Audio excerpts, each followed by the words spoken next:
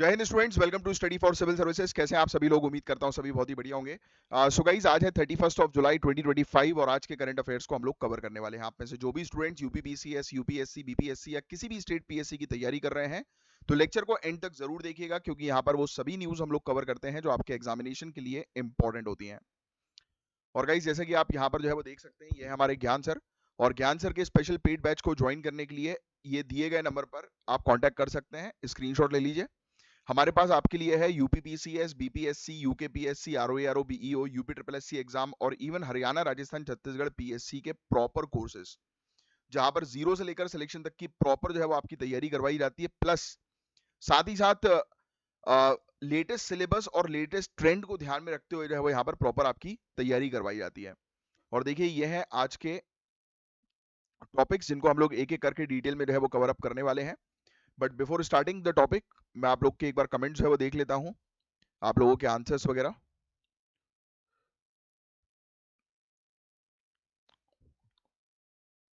थोड़ा सा नेट जो है वो स्लो चल रहा है। चलिए, इसको ओपन जो है वो होने देते हैं, जब तक स्लाइड जो है वो यहाँ पर शुरू करते हैं। अच्छा, बाय द वे, मैं आप लोग को जब तक बता दूं कि आप अपने साथ पेन और पेपर लेकर बैठिए। जो भी टॉपिक्स होंगे उनको सबसे पहले तो आपको ध्यान से सुनना है, और टॉपिक्स के दौरान जो जो चीजें मैं आपको बताऊंगा उसको आपको नोट डाउन करना है। Got it? So Kusal single के आंसर्स हैं वेरी गुड यार, बहुत बढ़िया। आयुषी सिंह, दीप शिखा, श्वेता यादव, गोल्डी एलेक्स ने लिखा है कि उन प्रीलिम्स के लिए जो है वो गाइड किया जाए। देखो गोल्डी, ऑलरेडी आप जो है वो मेरे ख्याल से बैच में ऑलरेडी हो, राइट? और इवन रही बात प्रीलिम्स नजदीक है या दूर है, उससे फर्क जो है वो नहीं पड़ता। फर्क पड़ता है आपकी डे वन से प्रिपरेशन से। अगर आपकी डे वन से प्रिपरेशन जो है वो एग्जामिनेशन के लिए सॉलिड है, तो आपको डरना ही नहीं है। और अगर डर लग रहा है, दैट मीन्स कि कहीं ना कहीं प्रिपरेशन में जो है वो दिक्कत है। और रही बात सिलेक्टेड और मोस्ट इंपॉर्टेंट करंट अफेयर्स, तो ये चीज यूपीएससी में या स्टेट पीएससी में होती नहीं है। पहली चीज तो मैं आपको बता दूं, सिर्फ होता है करंट अफेयर्स, आपकी अवेयरनेस। यू नेवर नो कि क्या चीज एग्जाम में जो पूछी जाएगी। बट अगर आप प्रॉपर तरीके से स्टार्टिंग से तैयारी करो, जैसे रेगुलर बेसिस पर मैं आपको जो नोट्स लिखवा रहा हूँ वो आप नोट डाउन जो है वो करते जा रहे हो, तो उसको बस रिवाइज करो। और अगर आप हमारे पेड बैचेस में है, तो आपके पास ऑलरेडी जो है अभी तक काफी सारे मटेरियल जो है वो ऑलरेडी आपको मिल चुका होगा ही। और अगर नहीं मिला तो एक बार जो है वो संपर्क कर लीजिए, तो वहां से आपको जो है वो सिलेक्टेड कंटेंट भी जो है वो मिल जाएगा। हाँ, आपकी प्रिपरेशन जो है वो ठीक से नहीं हो पाई थी। आई टोटली अंडरस्टैंड कि आपकी फैमिली में जो है वो भी मदर को मेडिकल इशू जो है वो है। बट टेंशन मतलब यार, चीज़ें जो है वो ठीक भी होंगी। बट यही तो है, बैलेंस क्रिएट करके हमें चलना है। कल को आप जब एसडीएम बनोगे, कलेक्टर बनोगे, आईपीएस बनोगे, तो उस दौरान भी फैमिली और जॉब दोनों को जो है वो आपको मैनेज करना हो। ना ही सिर्फ फैमिली, जॉब आपके हाथ में तो पूरी डिस्ट्रिक्ट की रिस्पॉन्सिबिलिटी होगी, राइट? तो उसको आपको मैनेज करना है, और आगे चल के तो फिर हो सकता है कि एक पर्टिकुलर स्टेट की या नेशन की रिस्पॉन्सिबिलिटी आपके हाथ में हो। तो बैलेंस करना लाइफ को जो है बहुत ज़्यादा ज़रूरी है। एक्सक्यूज की जगह बैलेंस करो, एक्स्ट्रा टाइम, एक्स्ट्रा इनपुट जो है वो दो। होगा आपके साथ, जब इलेक्शंस का समय आएगा तो आपकी लाइफ जो है वो नॉर्मल वर्क लाइफ की तरह नहीं रहने वाली है। ये चीज याद रखना, सबसे ज्यादा परेशान आप इलेक्शन के समय पे ही होंगे। हो सकता है कि आपको बिल्कुल 24/7 ही काम करना पड़े, लिटरली 24/7, इलेक्शंस के टाइम पर या कोई इमरजेंसी सिचुएशन के टाइम पर, राइट? तो इस चीज के लिए यही तो है, ये एग्जाम जो है वो पढ़ने का एग्जाम है ही नहीं, ये बेसिकली एक ट्रेनिंग है आपकी। ये प्रिपरेशन जो चल रही है ना, ये आपकी ट्रेनिंग चल रही है, आपको मजबूत बना रही है कि आपको जो है वो कैसे बैलेंस करनी है चीजें। इसलिए तो इसकी प्रिपरेशन हर कोई नहीं कर सकता, इसलिए तो हर कोई ब्यूरोक्रेट नहीं बन सकता, क्योंकि वो क्वालिटी नहीं है उसके अंदर। तो डेवलप करो अपने आप को, मेनली मेरा कहना बस यही है। प्रिपरेशन को सॉलिड करना है, जो चीज छूट गई है उसको करो, कुछ भी करके कवर करो, दिन रात एक करो, कवर करो। पीडीएफ के थ्रू जो है वो गो थ्रू करो पूरी चीजें। और हालांकि यहाँ पर तो 5-6 करंट अफेयर्स में आपको रेगुलर बेसिस पर प्रोवाइड कराता हूँ, राइट? वही बहुत मोस्ट इंपॉर्टेंट होते हैं, जिसमें से बिल्कुल शॉर्ट नोट्स में आपके लिखवाता हूँ, जिससे कि आप रिवाइज कर सको। Bobby Yadav, very good. तो ऐसी ही आयुष गुप्ता, ऐसी बस आंसर देते जाओ। प्रीति मिश्रा, बहुत बढ़िया। चलिए, अब हम स्टार्ट करते हैं हमारे टॉपिक को। तो आप समझ ही चुके हो कि आपको पेन और पेपर लेकर बैठना है, और जो भी चीज बताऊंगा उसको आपको नोट डाउन जो है वो करते हुए चलना है। तो चलिए, without wasting any particular time, अब हम सेशन को फाइनली शुरू करते हैं। लिख लो सोहराई आर्ट, सोहराई आर्ट, सोहराई कला। ये चीज डायरेक्टली पूछी जाएगी, कहाँ की कला है ये, तो उसके आगे लिख लेना झारखंड, बस। प्रीलिम्स में सिर्फ इतनी चीज जो है वो पूछी जाएगी आपसे कि ये कला जो है वो कहाँ की है। तो आपको जो है बस लिख देना है कि भैया झारखंड की जो है ये कला हम लोग को देखने को मिल रही है, Sohrai art, Sohrai art, right? बस। कला उत्सव 2025 के आर्टिस्ट इन रेसिडेंस प्रोग्राम का दूसरा एडिशन राष्ट्रपति भवन में हुआ। इस इवेंट में झारखंड की सोहराई कला को दिखाया गया। राष्ट्रपति जी ने खुद एग्जीबिशन का टूर किया और आर्टिस्ट से इंटरेक्ट भी किया, और इस रिकॉग्नाइजेशन ने सोहराई कला को नेशनल लेवल पर एक आइडेंटिटी जो है वो दी है। बस तो आपको समझ में आ गया, सोहराई कला आएगा तो आपको लिखना है बस कि झारखंड से एसोसिएटेड ये सोहराई कला है। चलिए आइए थोड़ी सी बात करते हैं इसके बारे में। तो सोहराई कला का ओरिजिन झारखंड के संथाल, मुंडा और ओरांव ट्राइब्स के द्वारा किया गया। अब लिख लो नेक्स्ट लाइन में, ये ट्राइबल ग्रुप जो है वो इस कला के लिए जानी जाती है, संथल, मुंडा और ओरांव। ये एक रिचुअलिस्टिक पेंटिंग होती है जो महिलाएं दिवाली और हार्वेस्ट फेस्टिवल के टाइम पर मिट्टी की दीवार पर जो है वो बनाती है। तो ये कला जो है वो किस पर बनाई जाती है? पेंटिंग है basically, ritualistic painting. Next time में लिखिएगा, नेक्स्ट लाइन में लिख लो रिचुअलिस्टिक पेंटिंग। रिचुअलिस्टिक पेंटिंग, जब भी कोई रिचुअल होता है, जब भी कोई ऐसी परंपरा टाइप की चीजें जो होती है ना, रिचुअल्स, परंपराएं, है ना, तो रिचुअल, तो रिचुअल पेंटिंग है ये, है ना। या फिर खेत में जो है वो फसल आ गई तो उसकी ये, उस समय ये पेंटिंग खुशी के लिए जो है बनाई जाती, थैंक्स गिविंग की है ये। नेक्स्ट लाइन में लिखिएगा थैंक्स गिविंग रिचुअल, ठीक है, शुक्रिया करना है ऊपर वाले को कि आपने जो है वो हमें सब कुछ जो है वो प्रदान किया, वो वाली चीज। तो उस दौरान ये पेंटिंग जो है वो बनाई जाती है। किस पे बनाई जाती है? मिट्टी की दीवार पर पेंटिंग बनाई जाती है।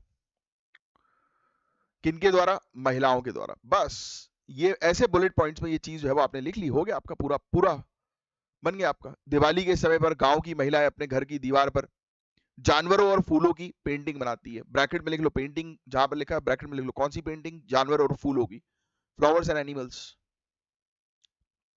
पेंटिंग, ठीक है, लिखा हुआ ना ये। ज्योमेट्रिक पैटर्न्स भी इसमें कुछ कुछ होते हैं, तो जो भी अच्छा लगता है वैसा बना देते हैं ये लोग, ठीक है। बिहार के कुछ हिस्सों में भी जो है वो ये देखी जाती है इस प्रकार की कला। Animal, village life, geometric patterns, ये सब चीजें इसमें जो है वो दिखाया जाता है। नेचुरल कलर्स का उपयोग इसमें किया जाता है, राइट, जैसे कि हो गया येलो क्ले, ये सब लिख सकते हो आप। ये सब कलर्स का उपयोग ये लोग जो है वो करते हैं। तो ये एक प्रकार से शोकेस जो है वो कर रहा है कि इको सस्टेनेबल है ये, है ना, ठीक है।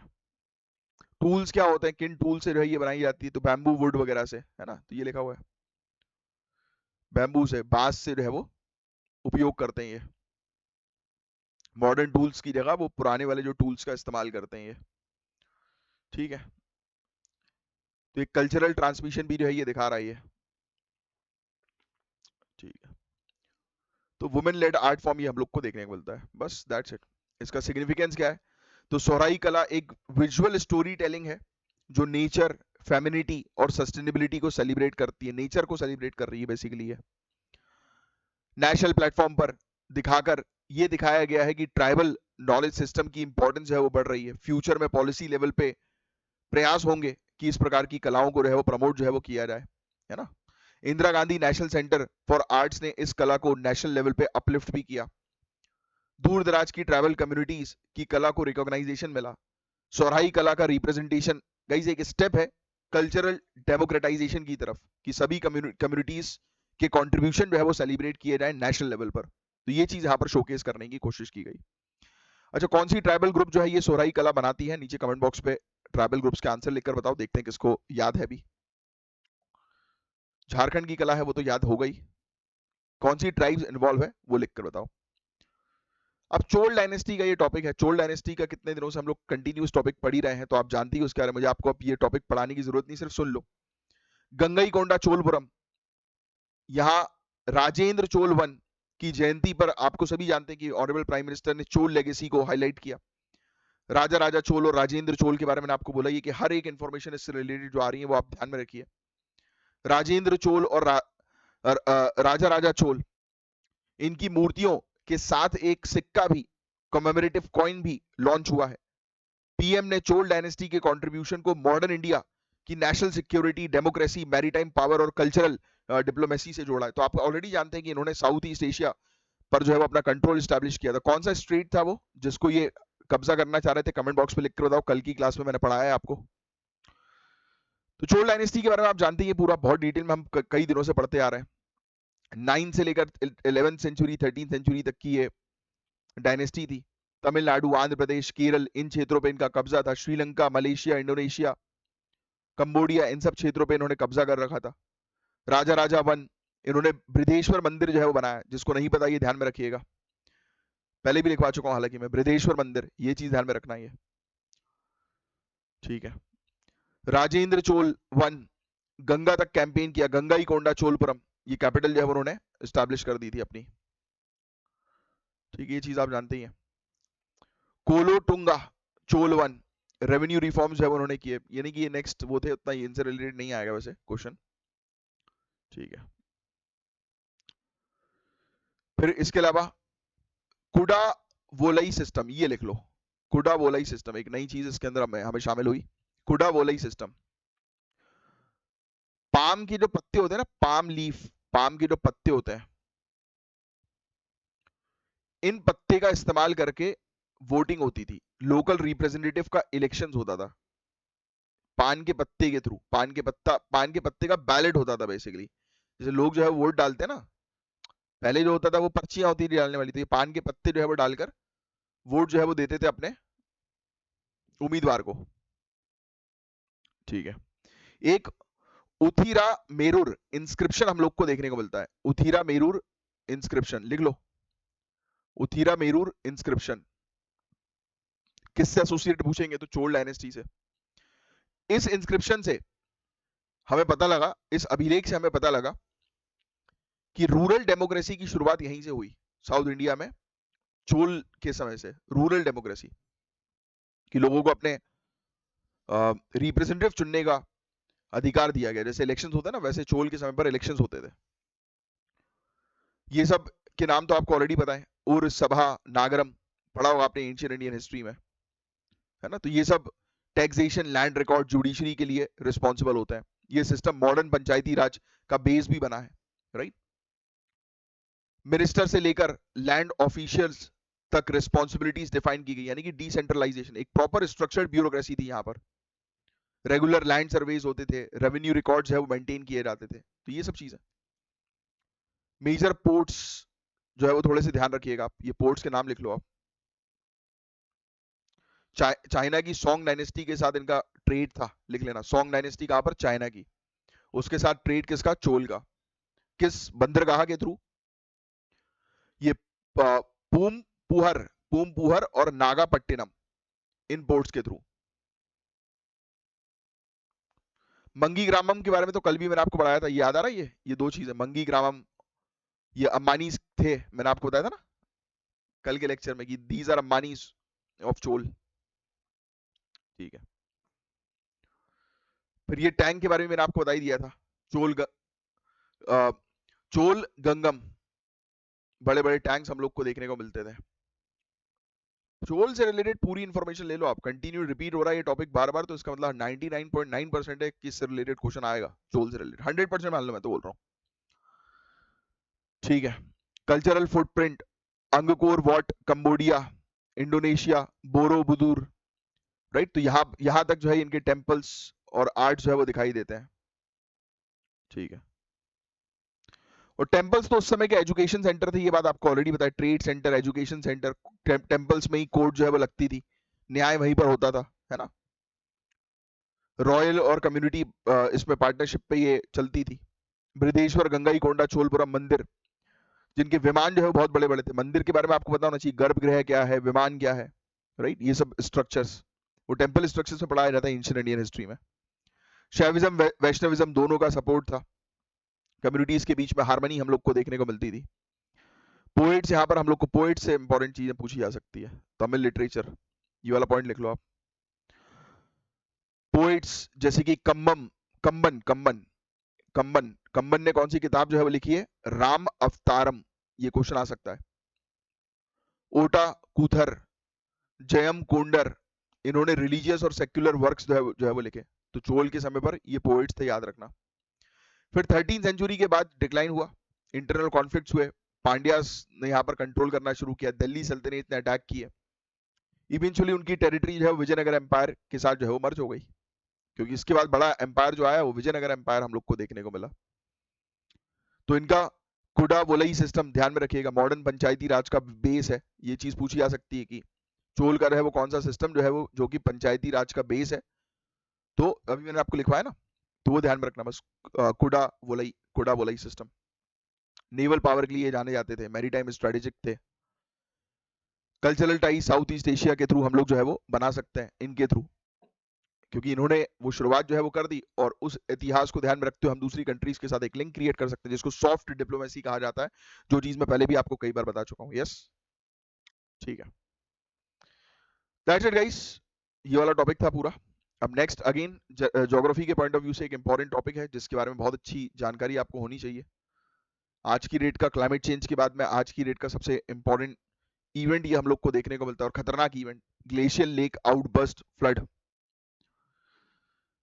बहुत इंपॉर्टेंट है, जीएस पेपर 1 ज्योग्राफी और पेपर 3 डिजास्टर मैनेजमेंट के पॉइंट ऑफ व्यू से भी इंपॉर्टेंट है। इसमें डिजास्टर मैनेजमेंट के पॉइंट ऑफ व्यू से बताया गया, पेपर 1 में कॉन्सेप्ट के पॉइंट ऑफ व्यू से आपको ध्यान में रखना है। तो 8 जुलाई 2025 को नेपाल में ये घटना घटी, ग्लेशियल लेक आउटबर्स्ट फ्लड, लिख लेना, नेपाल के अंदर ये घटना घटी, ये डिजास्टर हुआ। चाइना के द्वारा बनाया गया मैत्री पुल ये टूट गया और 4 हाइड्रो पावर प्लांट्स बर्बाद हो गए। तो ये चीज हम लोग को यहां पर जो है वो देखने को मिली। नेपाल की 8% इलेक्ट्रिसिटी सप्लाई जो है वो बर्बाद हुई। 2024-25 में मुस्तांग, हुमला, सोलुकुंबु, इन डिस्ट्रिक्ट्स में बहुत इस प्रकार की घटना इवेंट जो है वो जीएलओएफ के देखने को मिले। Direct impact Indian Himalayan region में भी दिख रहा है, जैसे सिक्किम, लद्दाख, उत्तराखंड वाले क्षेत्र में ये इसका इंपैक्ट जो है वो नजर आ रहा है। तो ग्लोफ ये आपको ध्यान में रखना जरूरी है, ये एक ऐसी तबाही हुई जिसने नेपाल के अंदर बहुत दिक्कत जो है वो बढ़ा दी है। आइए इस तबाही के बारे में समझते हैं, ये आपके लिए मेन है, यहां से क्वेश्चन बनेंगे। नेपाल के अंदर ग्लोफ इवेंट हुआ, ये आपको ध्यान में रखना है बस। अब दूसरा आपको ये ध्यान में रखना है कि ये है क्या। तो गाइस ग्लोफ नाम से क्या समझ आ रहा है, ग्लेशियल लेक आउटबर्स्ट फ्लड, यानी कि पूरी की पूरी जो बर्फ से जमी हुई लेक जो है वो खिसक गई। वो बाढ़ के तौर, जब बाढ़ आती है ना तो एकदम तेजी से आती है, बाढ़ के तौर पर हमें देखने को मिली। तो ये तब होता है जब एक ग्लेशियल लेक का पानी अचानक फट जाए। और ये कब होता है, मोराइन के तहत। मोराइन में ग्लेशियल डेब्रिस जो मलबा होता है जमा हुआ, वो स्लाइड करता है और उससे डैम टूट जाता है। या फिर आइस एवलांच होता है, आपने पिक्चर में देखा होगा, बहुत बड़ा बर्फ का जो पहाड़ जो है वो अपनी तरफ आ रहा है, उसको आइस एवलांच बोलते हैं। या अर्थक्वेक हो गया, या क्लाउड बस्ट हो गया। क्लाउड बस्ट इवेंट कुछ दिनों पहले हमने डिस्कस किया है। तो क्या लिखेंगे आप, ये लिखो मत, ये लिखो मत, ये सॉरी ये लिखो मत, क्योंकि ये ज्योग्राफी में आपके इसके नोट्स बनेंगे। आपको पता होना चाहिए कि एक बहुत बड़ा बर्फ का पहाड़ जब टूटता हुआ आता है सामने, तो उसको ग्लेशियल लेक आउटबर्स्ट फ्लड कहते हैं। ये तब होता है जब कोई डैम फट जाता है मोराइन के तहत, या आइस एवलांच आ गया। मतलब कुल मिलाकर ग्लेशियल लेक का पानी अचानक से नीचे की तरफ बह रहा है तेजी से। पानी जो है वो सडन बहुत तेज स्पीड में आता है, बहुत ज्यादा मात्रा में आता है, और ये बहुत बुरा नुकसान जो है वो करता है। अलग अलग प्रकार के ग्लेशियल लेक्स इंडियन हिमालयस में है, जैसे कि सुप्रा ग्लेशियल लेक्स। ये ग्लेशियर्स के सरफेस पे मेल्ट वाटर से बनता है, यानी कि ग्लेशियर के का जो सरफेस एरिया जो होता है उसके ऊपर पानी जो मेल्ट हो गया उससे ये बन रहा है। एक है मोरीन डैम्ड लेक्स, ये ग्लेशियल स्नाउट के पास बहुत ही जो कमजोर मलबे जो होते हैं ना, उससे बनने वाला वीक डैम्स से ब्लॉक्ड होते हैं। अब देखो डैम जब फटेगा तो एकदम से निकले, तो मोरीन मोरीन मतलब मोराइन उसको कहते हैं हम लोग, जब बर्फ जो है वो पहाड़ से खिसकती है, राइट, नीचे की तरफ जो है वो आती है। तो उसके तहत हम लोग को जो है वो देखने को मिलता है कि ये बड़ा सा हिस्सा ग्लेशियर का जो है वो नीचे की तरफ स्लाइड होता है, और तेजी से जब नीचे जाएगा, और टेम्परेचर नीचे जो है वो आपको जो है वो देखने को, ऊपर टेम्परेचर जो है वो कम होगा, नीचे टेम्परेचर ज्यादा होगा, तो तेजी से मेल्ट होगा और पानी के तौर पर नीचे की तरफ जो है वो बहेगा। इन लेक्स का ज्यादा कॉन्सेंट्रेशन तिब्बतन साइड में हम लोग को देखने को मिलता है, या फिर हाई एल्टीट्यूड पे, ऊंचाई पे, जिसकी 4,500 मीटर से ऊपर की जिसकी ऊंचाई होती है, वहां पर ये जनरली जो है वो नजर आता है, देखने को मिलता है तिब्बतन साइड में। ठीक है, अब ये सब घटनाएं हमारे यहाँ भी हुई हैं, जैसे कि उत्तराखंड की ट्रेजेडी आपको ऑलरेडी पता है। अगर आपको ये लिखना है तो ये लिख सकते हो कि हमारे यहाँ पर कौन सी घटनाएं हुई, क्योंकि ये लेटेस्ट में कई बार किताबों में नहीं रहता। केदारनाथ की घटना 2013, बादल फटा उसके बाद ग्लोफ का इवेंट देखने को मिला, 6,000 से ज्यादा लोग मर गए। 6,000 तो कुछ भी नहीं है यार आंकड़ा, बहुत लोग मरे थे। चमोली 2021 में हम लोग को जो है वो देखने को मिला, उत्तराखंड, ये तो याद ही होगा आपको। 2013 तो याद होगा ही, सभी को पता ही होगा, छोटे हो गए आप लोग। बहुत बुरी घटना थी, सब तहस महस हो गया था। चमोली में भी अभी रिसेंट की घटना, एक एवलांच आया था, फ्लैश फ्लड हुआ, 200 से ज्यादा लोग मर गए। साउथ लोहनक 2023 सिक्किम की घटना, 16,000 करोड़ का तीसरा थर्ड हाइड्रो पावर प्रोजेक्ट ही खत्म हो गया। सोचो आप कितना नुकसान हुआ। जान का भी होता है, पैसे का भी होता है। नेपाल 2024-25 में अभी इंसिडेंट हम लोग को देखने को मिल रहा है, उससे पहले भी हुआ है काफी बार, अभी का भी हुआ है नेपाल में। इंडियन हिमालयन रीजन में 28,000 ग्लेशियर लेक्स हैं, 28,000, और 7,500 लेक्स तो इंडिया में ही है। तो इनको मॉनिटर करना बहुत जरूरी है, और मॉनिटर टाइम पे नहीं किया तो स्थिति बहुत ज्यादा खराब हो जाएंगी। कुछ एरियाज है बहुत प्रोन है, जैसे कि सिक्किम हुआ, लद्दाख हुआ, उत्तराखंड हुआ। और नेशनल डिजास्टर मैनेजमेंट अथॉरिटी के रिस्पांस की बात करें तो अब सिर्फ इनका रिस्पांस पोस्ट डिजास्टर नहीं होता, रिस्क मैनेजमेंट पर फोकस करते हैं ये, कि रिस्क आई नहीं भाई, उससे पहले पूरी चीज मैनेज कर लो, लोगों को ट्रेन कर लो। नेशनल ग्रोथ प्रोग्राम $20 मिलियन के बजट से बना, 195 हाई रिस्क लेक्स को आइडेंटिफाई किया गया। लिख लो ये वाला पॉइंट, ये पॉइंट लिख लो। 2027 से 31 में इस प्रोग्राम का एक्सपेंशन प्रपोज्ड है, और ये 16th फाइनेंस कमीशन का प्रपोजल हम लोग को देखने को मिल रहा है। ये भी लिख लेना कि इस प्रोग्राम को भैया एक्सपेंड करो, क्योंकि आने वाले समय में बहुत डिजास्टर आएगा, तो उसके लिए हमें रेडी रहना बहुत जरूरी है। ठीक है। नेशनल डिजास्टर मैनेजमेंट अथॉरिटी का 5 पॉइंट मिटिगेशन स्ट्रेटेजी, ये भी पूरी लिखनी है आपको, ये भी किताबों में नहीं रहता है। नेशनल डिजास्टर मैनेजमेंट अथॉरिटी के 5 पॉइंट, वैसे भी काफी सारी कोचिंग इंस्टीट्यूट डिजास्टर मैनेजमेंट के बारे में तो पढ़ाती ही नहीं है, और उसका वेटेज आज की डेट में बहुत तेजी से बढ़ता जा रहा है, तो डिजास्टर मैनेजमेंट के बारे में पढ़ना बहुत जरूरी है। काफी सारी एजेंसीज लेक मैपिंग कर रही हैं, हजार्ड का असेसमेंट करेंगे। सिर्फ बुलेट पॉइंट्स देखो आप। सबसे पहला इनका काम ये रहेगा कि हजार्ड को असेसमेंट करना, मूल्यांकन करना जोखिम को, कि कितना होगा, तो वो कैसे पॉसिबल होगा। मैपिंग के थ्रू देखेंगे कि डैम जो है वो कितना रिस्की है, कितना नहीं है, उसका प्रॉपर मेंटेनेंस हो रहा है कि नहीं हो रहा है, किस टाइप का डैम है, कितनी स्लोप है, किस एरिया में कितना रिस्क होगा, तो वो रिस्क पॉइंट जो है वो क्रिएट कर देंगे। नेक्स्ट, ये चीज भी लिख लो, automated weather and water station, AWWS, Sikkim जैसे क्षेत्र में इंस्टॉल किए गए, ब्रैकेट में लिख लेना, सिक्किम के अंदर इंस्टॉल किए गए। रियल टाइम डेटा प्रोवाइड कराएगा, बारिश का, टेम्परेचर का, पानी के लेवल का, हर 10 मिनट में। Early warning system, early warning system, ITBP soldiers दूर दराज के एरिया में मैनुअल सेंटिनियल्स पर जो है वो काम करते हैं, मतलब मैन्युअली जो है वो रिपोर्ट करते हैं डेटा को, कि यहाँ पर क्या हुआ। अलग अलग एरियाज पर जो है वो, आप ये कह सकते हो कि हमारी चेक पोस्ट जो है वो लगी हुई है, जो रियल टाइम बेसिस पर इंफॉर्मेशन देती है कि यहाँ पर ये स्थिति बन रही है, तो उस हिसाब से नीचे डाउन स्ट्रीम में जो लोग रह रहे हैं, कि पहाड़ के ऊपर एक व्यक्ति है, ये समझ के चलो, यानी कि ऑफिशियल है, जो ये रिपोर्ट कर रहा है कंटिन्यूअसली कि भाई यहाँ पर ये स्थिति है, तो नीचे जो है वो स्थिति खराब हो सकती है, तो रेडी रहिए। अरुणाचल और उत्तराखंड में digital multilingual pilot alert system भी शुरू कर दिया इन्होंने। फिर और भी काफी सारी टेक्नोलॉजीज पर ये लोग जो है वो काम करें। इंजीनियरिंग इंटरवेंशन, नई नई टेक्नोलॉजीज जो है वो लाई जा रही हैं, आर्टिफिशियल ड्रेनेज, रिटेंशन वॉल्स, फिर मोस्ट इंपॉर्टेंट कम्युनिटी एंगेजमेंट। तो ये 5 पॉइंट्स है जिस पर बेसिकली स्ट्रेटेजी बनाता है नेशनल डिजास्टर मैनेजमेंट अथॉरिटी। ये फैक्ट आप ध्यान में रखिएगा, ये बस 5 बुलेट पॉइंट्स लिख लो, दैट्स इट। ठीक है।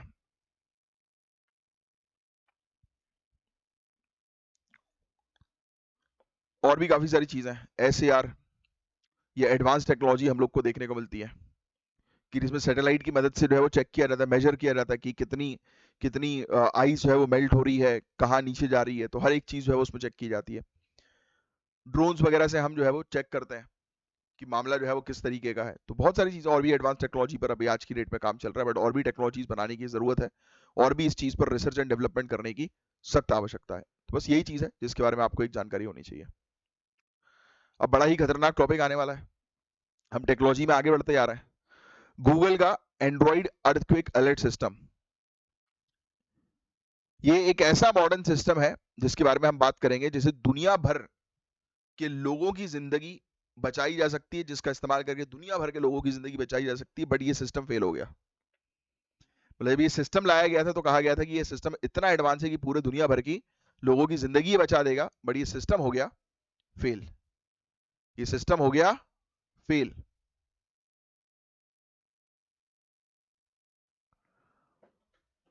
आइए अब आगे की बात करेंगे। 6 फरवरी 2023 ये डेट थी। टर्की में ट्विन अर्थक्वेक आए थे, 2 अर्थक्वेक आए थे। 55,000 से ज्यादा लोगों की मृत्यु हुई है, ऐसा कहा जा रहा है। 1 लाख से ज्यादा लोगों की डेथ हो गई। लिख लेना भैया, टर्की अर्थक्वेक का केस हम लोग पढ़ रहे हैं, लिख लो। पहले तो लिख लो ऊपर टर्की अर्थक्वेक 2023, पहला पॉइंट ये लिखो। उसके नीचे लिखो twin earthquake, twin earthquake, 2 earthquakes. Next लिख लो डेथ टोल, ये आपको पता होना चाहिए, 55,000 से ज्यादा लोग मरे, बहुत बड़ा अमाउंट है, ये नंबर है बहुत बड़ा। और 1 लाख से ज्यादा लोग इंजर्ड हो गए। और इस क्षेत्र में एक्टिव था गूगल का एंड्रॉइड अर्थक्वेक अलर्ट सिस्टम। लिख लो Android earthquake alert system, Google का Android earthquake alert system by Google was active, but सिर्फ अलर्ट मिला 469 लोगों को, मतलब less than 500 people got alert. कौन सा सिस्टम है? अलर्ट सिस्टम है, एंड्रॉइड का अलर्ट सिस्टम गूगल का। और कितने लोगों को अलर्ट दिया इसने सिस्टम ने? मात्र 500 से भी कम लोगों को। 10 मिलियन लोग एपी सेंटर के 98 माइल्स रेडियस में थे। देखो लिखा है 10 मिलियन लोग, सोचो आप, इतने ज्यादा लोग जो है वो 98 माइल्स की रेडियस पे थे, और सिर्फ 500 लोगों को इसने अलर्ट दिया। फेल हो गया ये सिस्टम, और उसके फेलियर जो है वो सामने रिपोर्ट में आ गया एक। आओ तो ये पूरी न्यूज लिख लिया आपने। अब आओ समझते हैं एंड्रॉइड अर्थक्वेक अलर्ट सिस्टम क्या है। इसमें डिटेल में जाने की जरूरत नहीं है, सिर्फ सुनो। एंड्रॉइड स्मार्टफोन जितने भी हमारे पास, इसके एक्सेलेरोमीटर से पी वेव्स डिटेक्ट करता है ये। यानी कि एंड्रॉइड फोन के अंदर एक चीज है, एक डिवाइस है जिसके माध्यम से ये पी वेव्स जो है वो अर्थक्वेक की डिटेक्ट करता है। डेटा गूगल सर्वर पे जाता है और वेरीफाई होने के बाद अलर्ट भेजा जाता है एस वेव्स आने से पहले। पहले पी वेव्स आती है, फिर एस वेव्स आती है। पढ़ा ना अर्थक्वेक के बारे में? जिसने नहीं पढ़ा, आज ही के दिन आप अर्थक्वेक के बारे में पढ़ना शुरू कर दो कि अर्थक्वेक की कितनी वेव्स होती हैं। तो पी वेव जैसी आएगी उसको डिटेक्ट करेगा, वेरीफाई करवाएगा, 10 से 60 सेकंड यानी कि 1 मिनट के अंदर अंदर लोगों को अलर्ट करना शुरू कर देगा कि बी अवेयर, टेक एक्शन। है ना? बी अवेयर मतलब कि हल्के फुल्के झटके आपको फील हो सकते हैं। टेक एक्शन मतलब बहुत तेजी से बड़ा अर्थक्वेक आने वाला है, इमरजेंसी सिचुएशन पर अब काम किया जाए। बट हुआ क्या? फेल हो गया ये। ठीक है, ये चीज समझ में आई आपको कि पूरा इसका काम जो है वो क्या है? लोगों को बताना। देखो ये लिखा है एंड्रॉइड स्मार्टफोन, ये पी वेव्स जो है वो सेस्मिक वेव्स, पी वेव्स जो है वो डिटेक्ट कर लेता है एक्सेलेरोमीटर्स की मदद से। फिर सिग्नल गूगल अपने सर्वर पर भेजता है, वेरीफाई करता है, और वेरीफाई हो गया तो ये बेसिकली एस वेव्स के आने के 1 मिनट के अंदर अंदर नोटिफिकेशन देना शुरू कर देता है। और टाइप जो है वो अलर्ट किसके क्या है? बी अवेयर और टेक एक्शन। बस ये चीज आप जो है वो ध्यान में रखिए, दैट्स इट। अब आओ आगे बढ़ते हैं। दिक्कत क्या हुई? सिस्टम ने मैग्नीट्यूड 4.5 टू 4.9 एस्टिमेट की थी, जबकि एक्चुअल अर्थक्वेक 7.8 का था। अर्थक्वेक को मेजर करने वाली डिवाइस कौन सी होती है? कमेंट बॉक्स में लिखकर बताओ। तो इसने सही तरीके से अर्थक्वेक के मैग्नीट्यूड को मेजर ही नहीं किया। सिर्फ 500 से भी कम लोगों के पास टेक एक्शन अलर्ट गया। देखो लिखा हुआ है 5 लाख के पास बी अवेयर गया कि हाँ भाई हल्के फुल्के झटके आ सकते हैं, बट एक मेजर झटका आने वाला था। 8,158 टेक एक्शन और 40 लाख बी अवेयर अलर्ट्स फिर भी पर्याप्त नहीं है। यानी कि दूसरे दिन, मतलब सॉरी, सेम डे पर जब दूसरा अर्थक्वेक आया, क्योंकि 2 ट्विन अर्थक्वेक थे ना, तो पहले में तो इसने अलर्ट ही नहीं किया, 500 से भी कम लोग को अलर्ट भेजा। बट दूसरे में टेक एक्शन 8,000 लोगों तक गया, और 40 लाख को बी अवेयर गया, बट फिर भी 10 मिलियन की पॉपुलेशन, और कहा ये, तो इसने सही तरीके से काम नहीं किया। पहला अर्थक्वेक 4:17 पर आया, लोग सो रहे थे, बी अवेयर अलर्ट ने साइलेंट मोड ओवरराइड नहीं किया, यानी कि जिन लोगों का फोन साइलेंट मोड पे था उसको साइलेंट सेटिंग से हटाया नहीं इसने, पहली गलती इसकी है। बी अवेयर अलर्ट ने साइलेंट मोड ओवरराइड नहीं किया, तो लोगों ने नोटिस नहीं किया इसको। बीबीसी इन्वेस्टिगेशन हुई, एपी सेंटर के लोगों को पहले झटके से पहले कोई अलर्ट ही नहीं मिला, बीबीसी ने बताया। अब आगे की बात करें तो गूगल ने पहले क्लेम किया था कि सिस्टम ने अच्छा परफॉर्म किया, बाद में जब इंक्वायरी हुई तब समझ में आ गया, फिर उसने बोला, स्वीकारा कि नहीं यार एल्गोरिथमिक इशू हमने जो है फेस किया। तो सोचो, ये पूरी जो मैं आपको केस स्टडी बता रहा हूं, इसका रिजल्ट क्या निकल रहा है, क्या समझ में आ रहा है आपको इससे, कि टेक्नोलॉजी के ऊपर कंप्लीटली एकदम से डिपेंडेंट नहीं होना है, अनटिल उसकी मल्टीपल टाइम्स टेस्टिंग ना हो, रियल टाइम बेसिस पर उसकी टेस्टिंग ना हो। जब हाँ रियल टाइम बेसिस पर अच्छा परफॉर्म कर रहा है, उसकी टेस्टिंग अच्छी हो रही है हर बार, तब उसको फिर फाइनली पब्लिक के सामने लॉन्च करो, या फिर उसको पायलट बेसिस पर रखो भाई। न्यू एल्गोरिथम से 10 करोड़ तक 10 करोड़ टेक एक्शन और 67 करोड़ बी अवेयर अलर्ट्स भेजे जा सकते हैं, तो ये उन्होंने बताया। बट जब जिस समय घटना हुई उस समय तो उसने काम किया ही नहीं, तो क्या मतलब फिर। 79 करोड़ अलर्ट्स ऑलरेडी इशू किए जा चुके हैं, गूगल ने ये बताया अभी तक पूरे दुनिया भर में 1.5 लाख यूजर्स के सर्वे में 79% ने अलर्ट्स को यूजफुल बताया। मैग्नीट्यूड एरर भी जो है वो इन्होंने कम किया, यानी कि अब ये बोल रहे हैं कि इन्होंने उस घटना के बाद से अब थोड़ा सा ठीक ठाक जो है वो कर ली है चीजें। तो निष्कर्ष जो है वो क्या निकल रहा है कि ओवर डिपेंडेंसी नहीं होनी चाहिए प्राइवेट टेक्नोलॉजी के ऊपर। सरकार को गूगल जैसी प्राइवेट कंपनीज पे ज्यादा रिलाई नहीं करना चाहिए।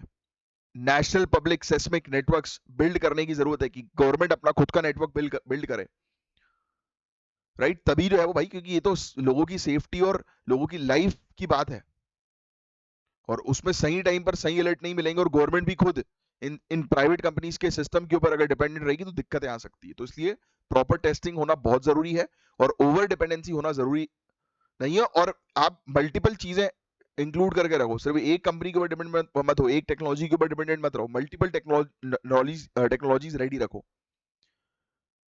तो यहां पर ये गेम हम लोग को जो है वो देखने को मिल रहा है। अब next topic, private nuclear milestone. ये टॉपिक भी फिर से रिपीट हो गया, बट रिपीट मतलब इन द सेंस ये एक फैक्चुअल इंफॉर्मेशन इसमें हमें देखने को मिल रही है कि मुंबई के अंदर टेमा इंडिया लिमिटेड ने एस्टैब्लिश किया है इंडिया का पहला private test centre depleted heavy water upgrade का। लिख लो भैया, ये पहला पॉइंट तो पूरा का पूरा लिख लो। इंडिया ने पहला प्राइवेट टेस्ट फैसिलिटी जो है वो लेकर आई है डिप्लीटेड हैवी वाटर अपग्रेडेशन की, और टेमा इंडिया लिमिटेड मुंबई इसके पीछे है। इस प्रोजेक्ट में टेक्नोलॉजी ट्रांसफर हुआ है, बार्क ने टेक्नोलॉजी जो है वो ट्रांसफर करी है, और इन्होंने एनपीसीआई से टेक्नोलॉजी खरीदी है, परचेस करी है, ऑर्डर जो है वो परचेस किया, लिख लीजिएगा। मतलब एनपीसीआई ऑर्डर जो है परचेस ऑर्डर लिए हैं, मतलब एनपीसीआई को ये अपना प्रोडक्ट देंगे। जो भाभा पहले एनपीसीआई को देती थी, अब ये एक प्राइवेट कंपनी एनपीसीआई को देगी। याद करो कुछ समय पहले इसरो हुए, भाभा हुए, ये सब हमारी जो आप कह सकते हैं कि इंस्टीट्यूशंस हैं, ये बेसिकली अब प्राइवेट कंपनीज को जो है वो टास्क प्रोवाइड करा रहे हैं, प्राइवेट कंपनीज को इन्वॉल्व कर रहे हैं, राइट। ठीक है, तो अब ये वाला सेकंड पॉइंट भी लिख लो आप पूरा।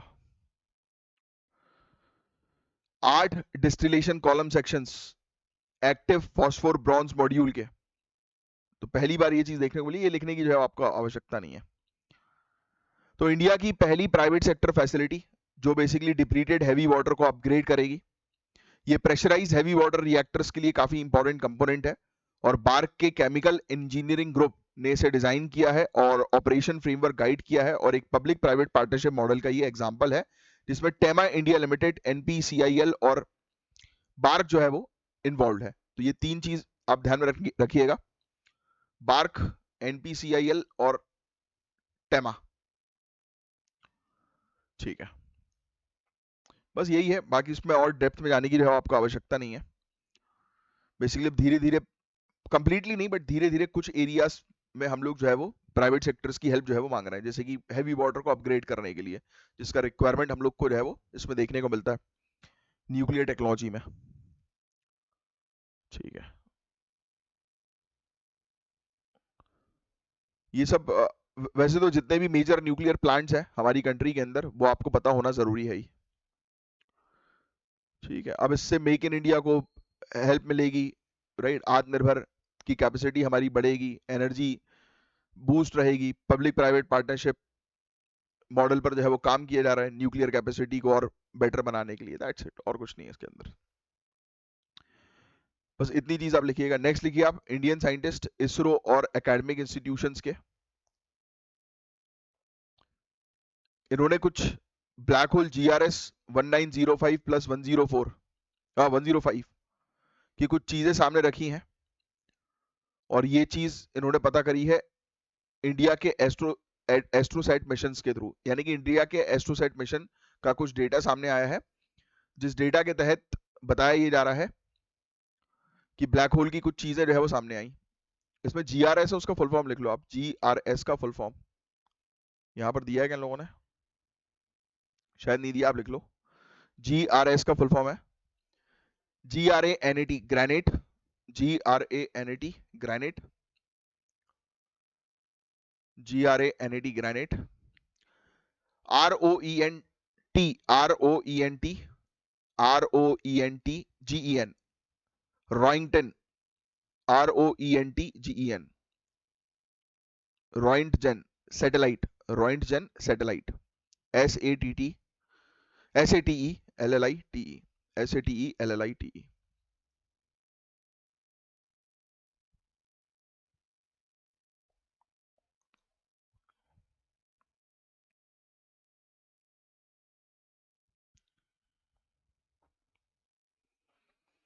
ठीक है, तो बताया गया जा रहा है ये ब्लैक होल का नाम है, ठीक है, ये चीज ध्यान में रखना। ये ब्लैक होल 1915 प्लस 105 है ये। 1992 में इस ब्लैक होल को जो है वो डिस्कवर किया गया था, 1992 में, लिख लेना। ठीक है, अब हो क्या रहा है, इस ब्लैक होल की एक नई प्रॉपर्टी जो है वो को स्टडी किया इन लोगों ने, तो वो चीज ये सामने रखी है इन्होंने। इंडिया के एस्ट्रोसैट मिशन के डेटा से इस ब्लैक होल की कुछ नई चीजें सामने आई हैं। क्या चीज सामने आई, एक रैपिड एक्सरे फ्लिकर, ये लिख लो, रैपिड एक्सरे फ्लिकर, फ्लिकर कर रहा था, और कहां पर, ब्लैक होल के बाहर वाले एरिया पर जहां पर उसका कोरोना होता है, वहां पर इनको कुछ एक्सरे फ्लिकरिंग जो है वो नजर आई। तो उन्होंने बोला कि कोई नई चीज हम लोग को ब्लैक होल में देखने को, यानी कि ब्लैक होल की स्टडी में एक और नया पन्ना जो है वो शामिल हो गया। ठीक है, रॉयल एस्ट्रोनॉमिकल सोसाइटी के अंदर इसको पब्लिश किया गया, इसरो ने ऑफिशियली रिलीज किए रिजल्ट्स, जिसमें बताया कि इंडिया ने जो है वो कंट्रीब्यूट किया, देखो एक नई चीज जो है वो इन्होंने बता दी। तो ये ब्लैक होल के बारे में बता रहे हैं कि एक ब्लैक होल हमें देखने को मिला, देखो 1992 में पहली बार जो है ये नजर आया, जो मैंने अभी आपको बताया। ग्रेनेट, इसी का लास्ट नेम, पहला नाम सॉरी, जो मैंने भी आपको बताया ना। ठीक है, क्योंकि रशियन टेक्नोलॉजी के ऊपर ये बेस्ड था ना। Granat, Roentgen satellite.